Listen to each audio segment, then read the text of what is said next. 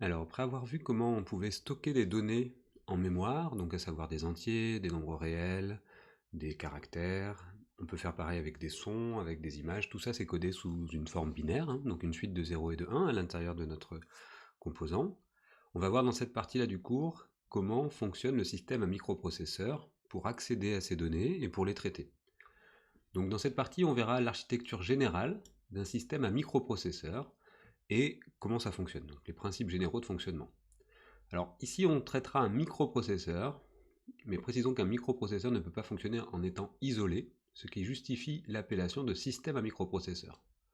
On va voir que s'il y a seulement microprocesseur, mais pas de mémoire, pas d'entrée-sortie, pas de périphérique, eh bien ça ne fonctionne pas. Le processeur a besoin, à minima, d'avoir une mémoire et des entrées et des sorties. Donc ce processeur, il est en interaction avec d'autres composants. Et l'objectif de ce chapitre est de définir quelles sont ces unités et de préciser chacune leur rôle, ainsi que les interactions entre ces unités et le processeur. Donc le modèle général a été proposé en 1945 par John von Neumann, qui propose un concept général d'ordinateur à programme enregistré. Alors même si depuis 1945 la technologie a connu d'énormes progrès, ce modèle reste la base de l'architecture de tous les systèmes qu'on a actuellement. Donc ce qu'il faut retenir, en gros, c'est cette image-là, la figure 4.1. On a l'unité de contrôle et l'unité arithmétique et logique avec un accumulateur. Cette partie-là composera notre processeur qui va interagir avec différentes mémoires dans lesquelles on va stocker les informations, comme on l'a vu dans les chapitres précédents. Et elle interagira aussi avec les entrées et sorties qui peuvent être un clavier, un écran ou d'autres périphériques. Donc les deux composants principaux d'un système à processeur sont le processeur et la mémoire principale. Donc le processeur il va être là et la mémoire elle est ici. Avec chacun des rôles bien définis. Le processeur, représenté ici par son unité arithmétique et logique, donc l'arithmétique et logique qui va faire des calculs arithmétiques et des calculs logiques, et son unité de contrôle qui va contrôler l'exécution des instructions du programme. La mémoire principale, MP, elle va stocker l'information, donc les programmes, les données, les images, toutes les valeurs qu'on va vouloir stocker seront à l'intérieur de cette mémoire-là. Et lorsque les accès aux instructions et aux données sont séparés, eh bien on appellera ça architecture de Harvard. Donc globalement, ce sera toujours ça qu'on verra dans la suite. Donc la communication entre le processeur et le monde extérieur se fait par l'intermédiaire d'unités d'entrée et sortie. Donc là, on est à l'intérieur du composant, on a ces petits pointillés qui désignent l'intérieur de notre composant. On a notre processeur avec celui qui va commander, donc il va lire les instructions qui sont en mémoire. D'accord ? Quand vous écrivez un programme en C, ben celui-ci va être stocké dans la mémoire principale de votre composant, dans votre système à microprocesseur. Donc là-dedans, il y a des programmes qui sont écrits sous une suite de 0 et de 1 aussi. Les données qui vont permettre de réaliser ce programme sont aussi dans la mémoire qu'on appelle principale. Et puis le processeur, il va interagir avec différents types de bus, qu'on va voir par la suite, pour lire les instructions. Donc les instructions partent du programme et vont vers l'unité de commande. Donc là, on voit que la flèche va dans ce sens-là. D'accord ? C'est pas le processeur qui écrit dans le programme. Le processeur, lui, il peut lire et écrire à l'intérieur des données qui sont stockées dans la mémoire. Donc là, on a un bus où il y a deux flèches. On dit que c'est un bus bidirectionnel, où les données vont dans l'unité de traitement, et ensuite, l'unité de traitement renvoie des données une fois qu'elles sont mises à jour.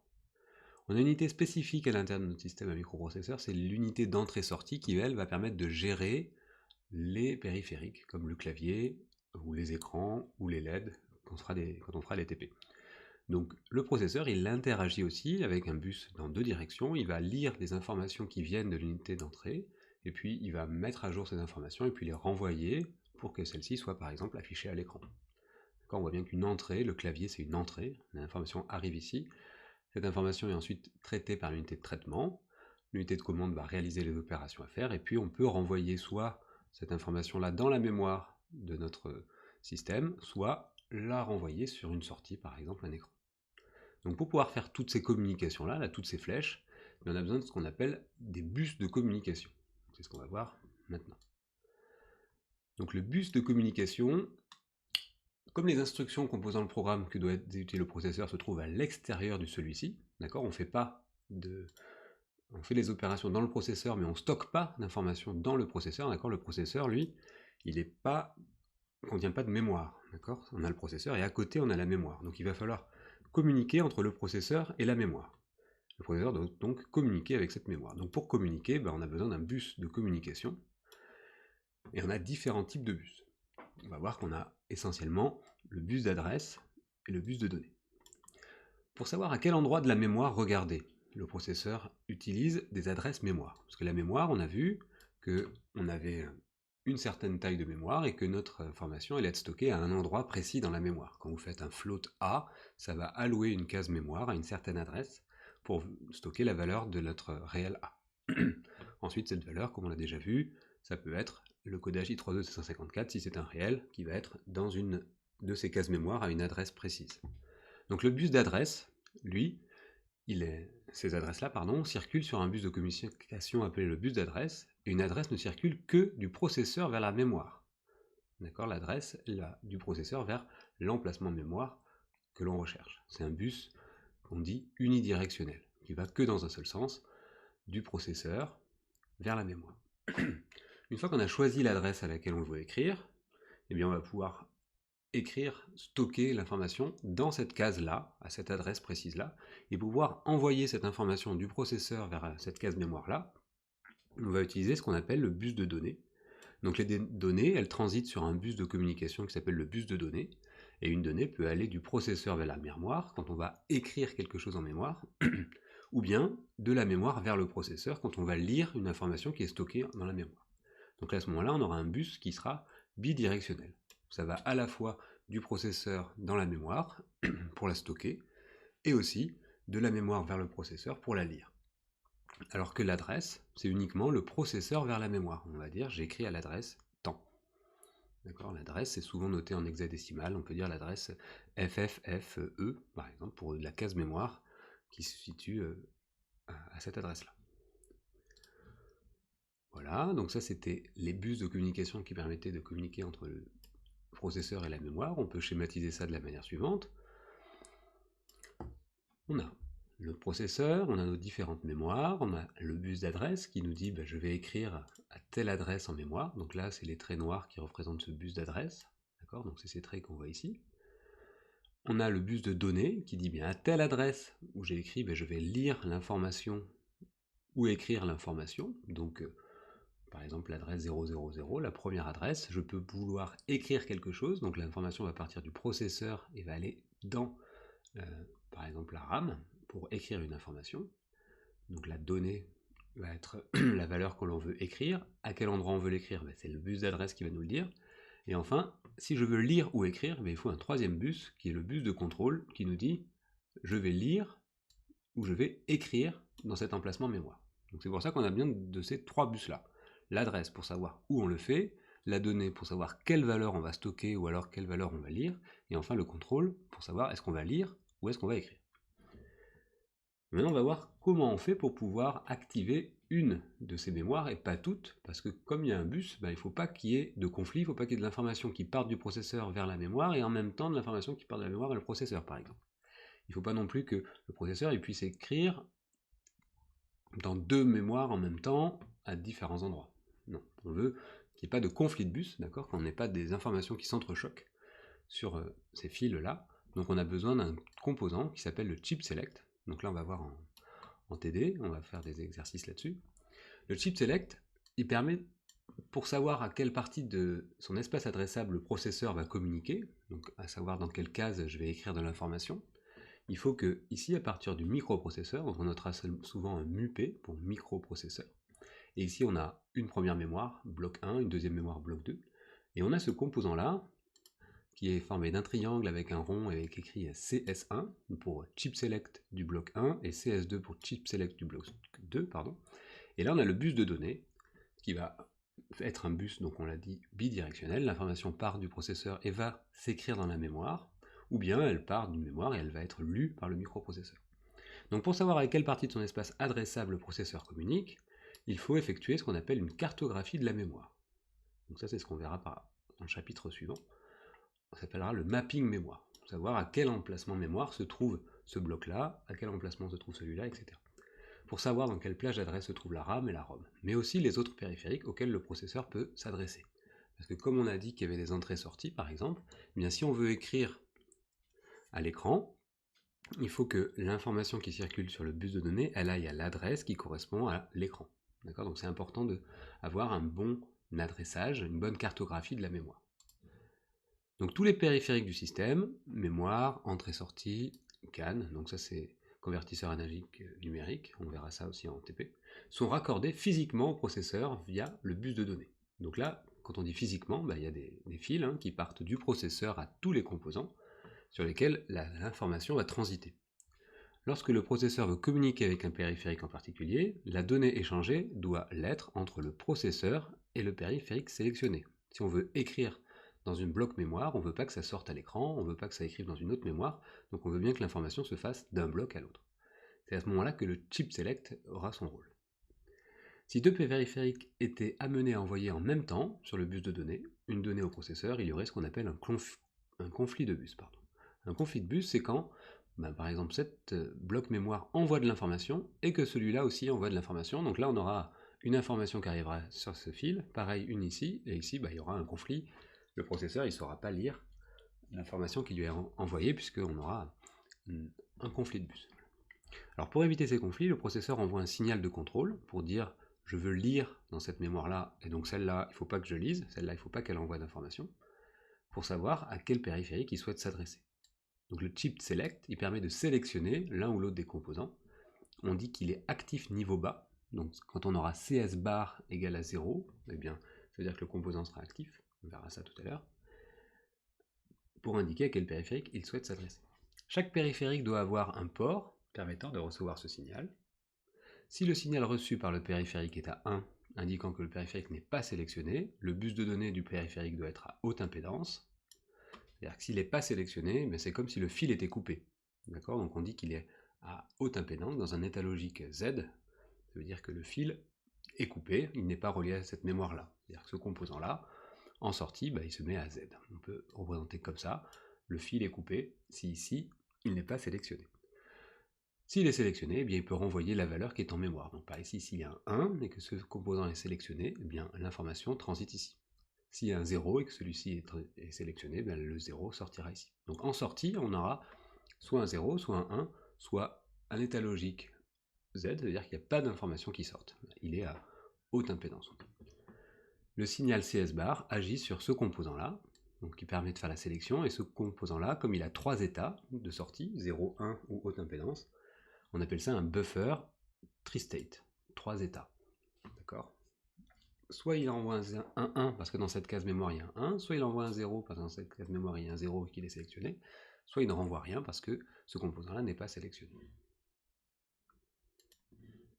Alors maintenant on va voir le fonctionnement du processeur en lui-même. Là on a vu comment il communiquait avec les autres composants, la mémoire, les entrées-sorties, à l'aide de ces éléments de contrôle et ces éléments de sélection. D'accord? Il y a le bus de contrôle, le bus d'adresse, bus de données, et puis l'élément qui permet de sélectionner ou non telle ou telle mémoire. Maintenant, on va voir comment le processeur, lui, qui est ici, ce composant-là, qui va avoir son unité arithmétique et logique et son unité de contrôle, va pouvoir réaliser des opérations. Et quelles sont les opérations qu'il peut faire? Alors le processeur, on notera souvent CPU pour Central Processing Unit, ou unité centrale de traitement, c'est le cerveau de l'ordinateur. Donc lui, on a compris qu'il allait lire les infos en mémoire, les récupérer, les traiter, et puis ensuite mettre à jour la mémoire, ou bien envoyer de l'information en sortie. Donc c'est lui qui fait les calculs. C'est lui qui organise les échanges des données entre les différents composants, disque dur, mémoire RAM, carte graphique, etc., et qui fait les calculs, qui font que l'ordinateur interagit avec vous et affiche votre système à l'écran. Donc le processeur, c'est une puce électronique, ici, donc on va dire d'environ 4 cm de côté, et quelques millimètres de hauteur, donc c'est un tout petit composant mais qui chauffe. Quand il effectue ces opérations-là, il consomme plus de courant, donc il va chauffer, et il est très sollicité, c'est le composant qui fonctionne le plus, parce que la mémoire, elle va fonctionner quand on va lire des informations, elle va fonctionner quand on va réécrire à l'intérieur, mais entre-temps, la mémoire ne fonctionne pas en permanence, alors que le processeur, lui, il est toujours en fonctionnement. Donc il aura au-dessus un radiateur de fines lamelles métalliques qui vont capter la chaleur émise par le processeur, et encore au-dessus un ventilateur qui va permettre d'évacuer cette chaleur. D'accord? Donc dans votre ordinateur, on aura ça. Bien sûr, dans votre carte à puce, carte bleue, il n'y a pas tout ce système-là. Le refroidissement se fait de manière un peu différente. En tout cas, ce qu'il faut bien comprendre, c'est que c'est le composant, en général le plus chaud, qui fait le plus de travail, c'est le processeur. Donc c'est pour ça qu'il doit être ventilé. Donc la puissance de calcul d'un processeur est exprimée en Hertz. En Hertz, ici, c'est en nombre d'opérations de calcul par seconde. La puissance de calcul d'un processeur est exprimée en Hertz. Aujourd'hui, les processeurs sont capables d'atteindre jusqu'à 3 GHz, 5 GHz. Donc c'est le milliard de Hertz, donc plusieurs milliards de calculs par seconde. Donc en une seconde, il peut effectuer 1 milliard de calculs. On verra qu'est-ce que c'est qu'un calcul par la suite. Cependant, à force de miniaturiser les composants informatiques, les processeurs ont atteint leurs limites. Aujourd'hui, les ordinateurs sont donc équipés de plusieurs processeurs qui fonctionnent en parallèle afin d'augmenter la puissance. Donc on dit des processeurs multicore, donc on a plusieurs processeurs qui fonctionnent en parallèle pour pouvoir réaliser plus de calculs dans un même temps. Donc si on a deux processeurs de 3 GHz qui fonctionnent en parallèle, on peut faire 6 milliards de calculs en une seconde. Donc le rôle du processeur est d'exécuter un ou des programmes qu'on aura stockés dans la mémoire. On écrit notre programme, on le met dans la mémoire, il est stocké sous forme binaire, il est lu par le processeur, traité, et ensuite l'information est renvoyée dans la mémoire. Donc bien comprendre que la mémoire, elle sert à gérer ce stockage-là, et qu'il est important de comprendre quel est le fonctionnement de cette mémoire, comment est organisée les informations dans cette mémoire. Le processeur, lui, il a 4 étapes. Donc le processeur, on a bien capté, il va prendre les infos en mémoire, il va les traiter, il va les remettre en mémoire. Donc ça, en anglais, ça se résume par les 4 termes suivants. Il va faire fetch, decode, execute et write back. Alors fetch, qu'est-ce que ça veut dire? Fetch, ça veut dire il cherche l'instruction à réaliser. Donc il va chercher dans la mémoire, le programme, quelle est l'information, quelle est l'instruction que je dois faire. Une fois qu'il a récupéré ça, il faut qu'il la comprenne. Donc il va décoder cette instruction. Donc il va dire, ok, je dois stocker la variable A en mémoire. Donc il exécute. Donc il alloue un emplacement mémoire pour cette variable A. Et il exécute ensuite l'opération, l'écriture du résultat. Une fois qu'il a compris qu'il fallait qu'il stocke la variable A en mémoire, eh bien il va écrire à l'intérieur de cette variable-là la valeur allouée à cette variable-là. Donc, bien se rappeler qu'il y a 4 étapes: fetch, decode, execute and write back.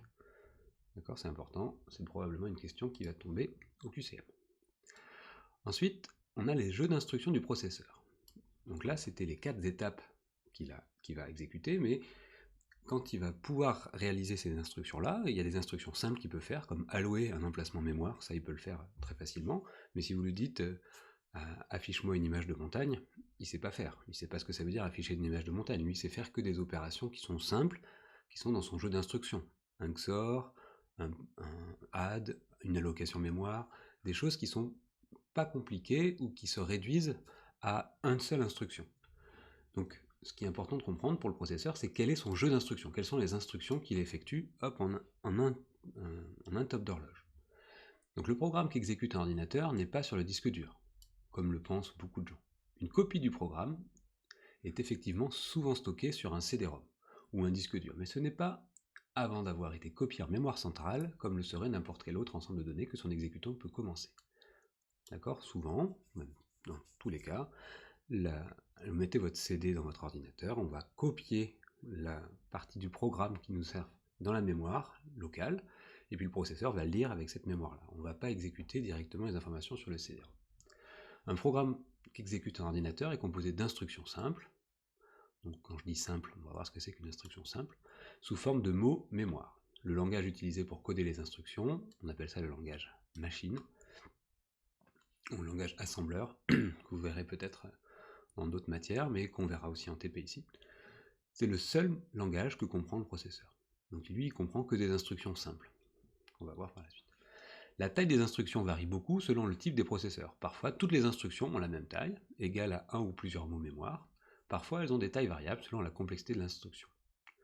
Le processeur, lui, va contrôler l'exécution des programmes en organisant le chargement des instructions et le détail de leur exécution. C'est aussi lui qui effectue tous les calculs. D'accord, on a vu qu'il y avait l'unité arithmétique et logique qui effectue les calculs nécessaires à l'exécution d'un programme, notamment sur les nombres entiers par exemple. Ces deux fonctions sont associées dans la même unité car le contrôle de l'exécution nécessite souvent des calculs entiers, lorsque par exemple il faut faire une somme pour déterminer l'adresse de l'instruction suivante. Le processeur a besoin de garder la trace d'un certain nombre d'informations pendant l'exécution des instructions. L'adresse de l'instruction, donc à quel endroit se trouve cette instruction-là, ou le résultat de la dernière opération arithmétique. Il utilise pour cela des registres, qui sont des mots mémoire fixes à accès très rapide. Donc là, c'est un nouveau terme qu'il faut bien retenir. Un registre, c'est comme une case mémoire qui est très proche du processeur, dans lequel on ne peut pas mettre une quantité folle d'informations, ce sont des petites capacités, les registres, mais ils sont à un accès très rapide. D'accord ? C'est des mémoires taille fixe avec un accès très rapide. Pour effectuer ces opérations, on distingue deux unités composant un processeur. Donc l'unité de commande, responsable de la lecture en mémoire et du décodage des instructions, et l'unité de traitement, donc celle qui va réaliser l'arithmétique, la logique, donc qu'on appelle UAL, ou ALU en anglais, qui exécute les instructions qui manipulent les données. D'accord ? Première étape, l'unité de commande, qui va lire et décoder les instructions. Et deuxième étape, l'unité de traitement qui va réaliser ces instructions et qui va faire les opérations qui nous intéressent. Un processeur est entouré que de cases mémoire. Chaque case est accessible grâce à une adresse donnée. Pour communiquer avec une adresse mémoire, avec une case mémoire, le processeur doit donc indiquer à quelle adresse elle se trouve. Puis le processeur peut soit lire le contenu de la case, soit écrire dans une case. Dans les deux cas, une donnée doit transiter entre le processeur et la mémoire. Donc ça c'est un petit peu un rappel de tout ce que j'ai dit jusqu'à maintenant. L'information, elle transite entre le processeur et la mémoire pour être soit stockée, donc écrite en mémoire, soit lue, donc récupérée de la mémoire et exécutée par le processeur avec son unité arithmétique et logique. Donc il y a trois différents types d'informations qui s'échangent entre le processeur et la mémoire. L'adresse, le signal de contrôle et la donnée. Ces types d'informations transitent par l'intermédiaire de fils d'interconnexion, des bus de communication. Donc tout ça, je l'ai déjà dit, il faut juste se rappeler dans cette partie-là que l'information peut être stockée proche du processeur dans des registres qui ont un accès très rapide et que l'information, elle n'est pas stockée dans le processeur, hormis dans ces petits registres-là. Ce sont des informations qui sont stockées de manière temporaire. On va voir une dernière chose dans cette partie, c'est un fonctionnement particulier du processeur qui permet d'accélérer les instructions. Parce qu'on a dit que le processeur, il doit faire 4 étapes. Il récupère l'information, il la décode, il exécute, donc il la décode, il comprend ce que le programme lui demande de faire, il le réalise, et ensuite il renvoie le résultat, donc il write back, il va réécrire le résultat en mémoire. Donc ça, c'est les 4 étapes que doit suivre le processeur pour pouvoir réaliser une instruction. Plus le processeur peut exécuter d'instructions rapidement, plus il est performant. S'il peut en exécuter 1 milliard par seconde, il est bien moins rapide que s'il pouvait en faire 2 milliards. Donc on a envie d'accélérer le nombre d'instructions qu'il va exécuter en un temps donné. Donc la fréquence d'horloge utilisée était un des facteurs de performance du processeur. Donc on a besoin qu'il soit rapide. Ça, c'est important de comprendre ça. Donc la première politique, ce serait de dire, eh bien, pour la première instruction, tu la récupères, tu la décodes, donc tu la comprends, tu la réalises et tu réécris le résultat en mémoire. Le problème, c'est que une fois qu'il a fait ça, il peut passer à la seconde étape, mais le temps s'écoule ici, donc on a 1, 2, 3, 4, 5, 6, 7, 8 unités de temps pour exécuter seulement 2 instructions. On peut être plus malin et se dire, il récupère la première information, il la décode, et pendant qu'il la décode, il récupère déjà l'instruction suivante. On n'a pas besoin d'attendre qu'il ait exécuté forcément les premières instructions pour pouvoir réaliser les suivantes. Alors des fois on a besoin, des fois les choses ne sont pas parallélisables, on ne peut pas exécuter la première instruction sans avoir par exemple décodé la deuxième.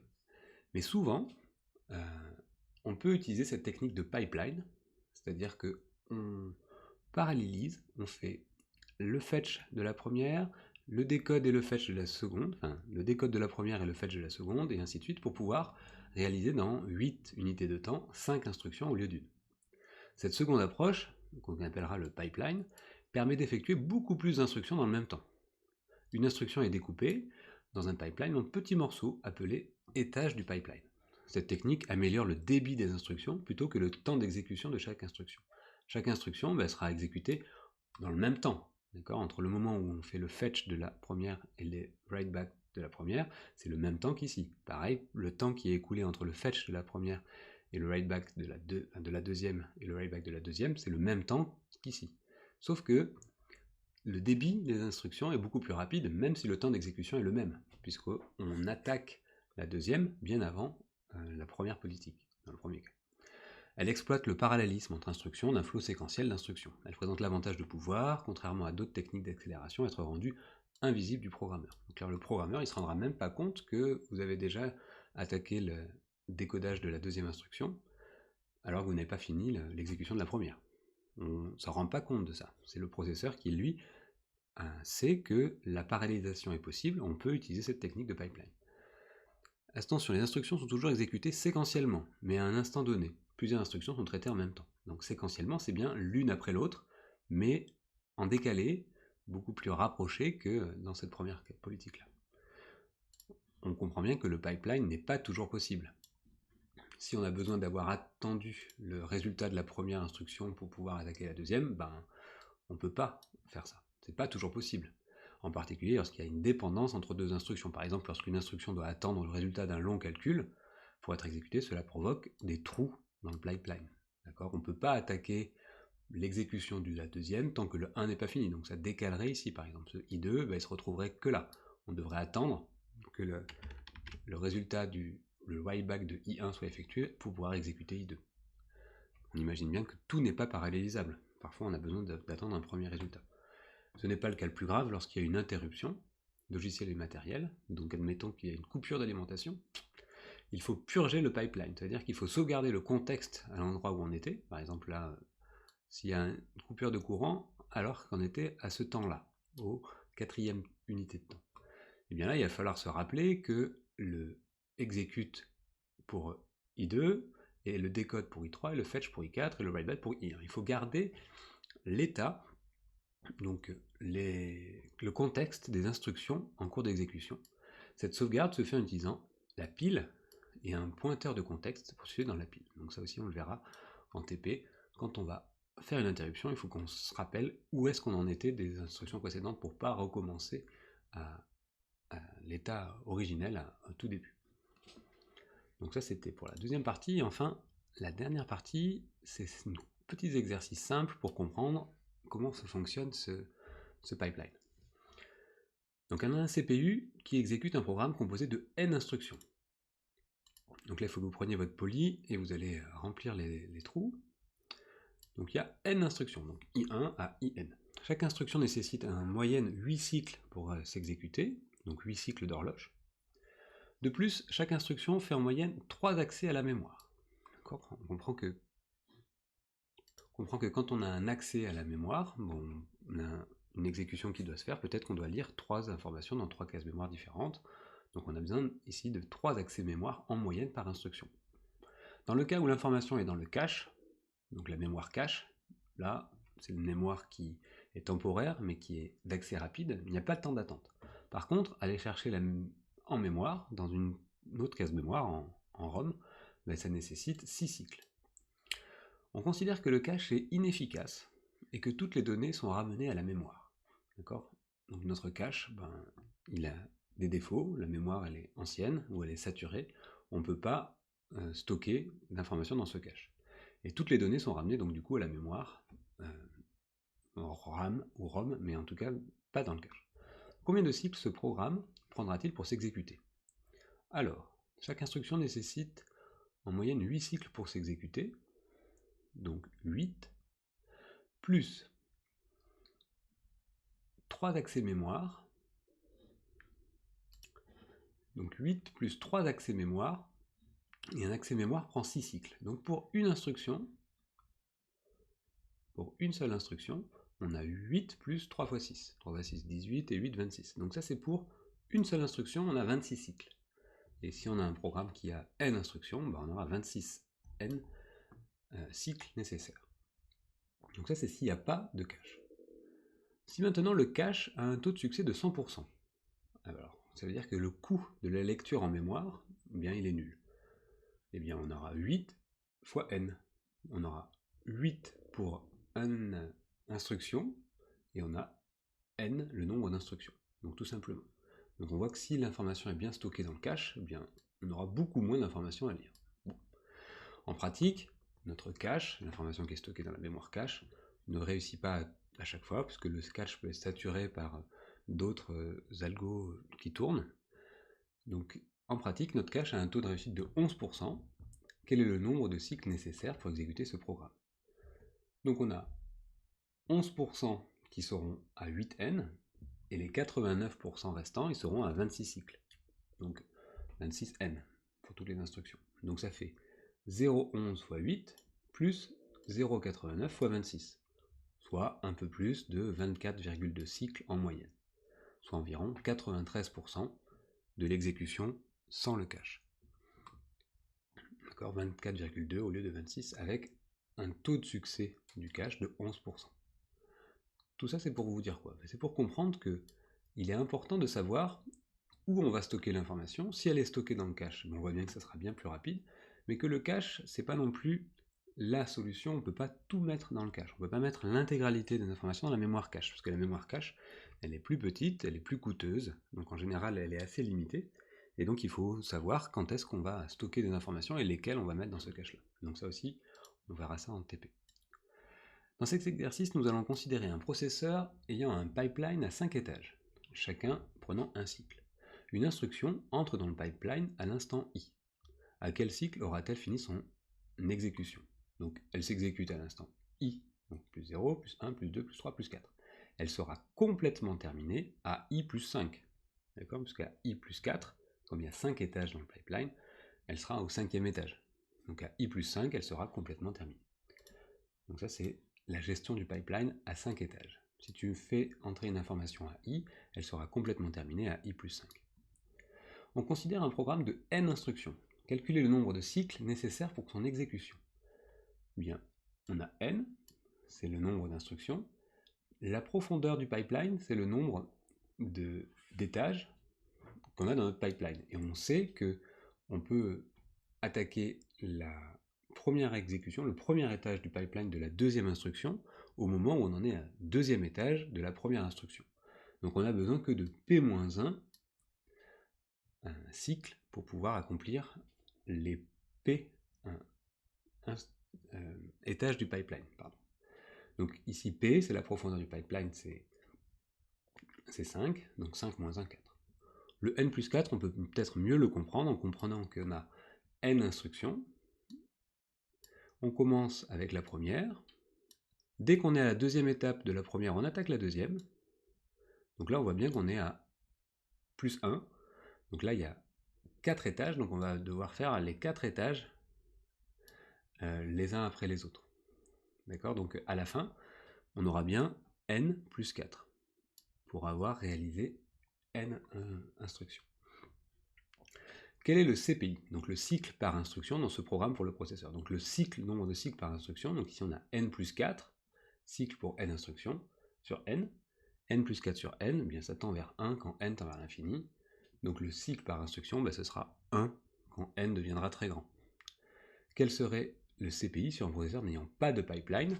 Si on n'avait pas de pipeline, on aurait 5 fois n instructions pour réaliser nos n instructions, puisqu'on ne pourra pas les attaquer les unes après les autres.